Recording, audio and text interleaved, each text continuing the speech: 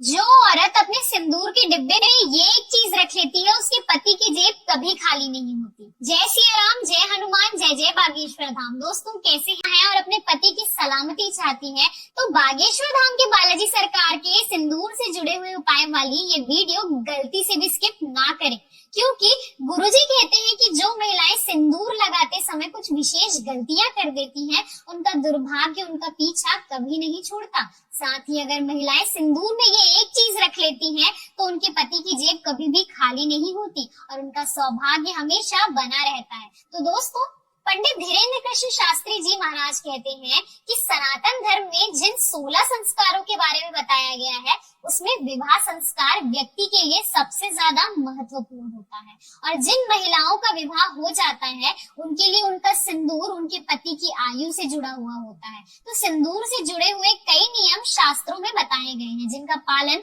हर महिला को करना चाहिए। जैसे कि गुरुजी ने बताया है कि अगर आप विवाहित महिला हैं, तो आपको हमेशा सिंदूर अपनी मांग के बीच में ही लगाना चाहिए। इससे आपके पति की उम्र न केवल लंबी होती है, बल्कि उन्हें समाज में मान सम्मान भी मिलता है।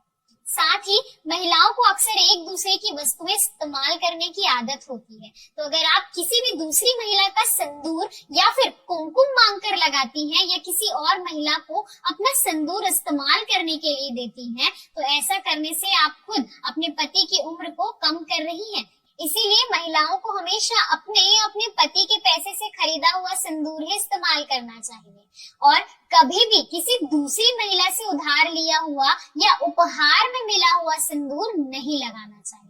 इसी के साथ गुरुजी कहते हैं कि महिलाएं जल्दबाजी में नहाने के तुरंत बाद ही गीले बालों में सिंदूर लगा लेती हैं, लेकिन अगर आप भी ऐसा करती हैं तो आपके बालों में सिंदूर फैल सकता है, जिससे न केवल आपके सिर में दर्द होने लगेगा, बल्कि इससे आपके परिवार पर भी आर्थिक संकट आ सकता है। तो इस बात का ध्यान जरूर रखें। साथ ही ऐसे सिंदूर से आपके मन में नकारात्मक विचार आने लगते हैं और आपके पति के बीच में मनमुटाव भी हो सकते हैं। साथ ही महिलाएं फैशन के दौर में अपनी मांग के सिंदूर को बालों से छुपा लेती हैं, तो ऐसा करने से आपके पति आपसे धीरे धीरे दूर हो सकते हैं और उन्हें समाज में मान सम्मान नहीं मिलता। इसी के साथ गुरुजी ने महिलाओं को कहा है कि जो महिलाएं अपने सिंदूर में ये एक चीज डालकर रखती हैं, उनके घर में धन दौलत हमेशा बनी रहती है। गुरुजी कहते हैं कि वास्तु शास्त्र में कौड़ी को माता लक्ष्मी का प्रतीक माना गया है। तो अगर आप अपने सिंदूर को चांदी के डिब्बे में रखती हैं और इसके अंदर शुक्रवार वाले दिन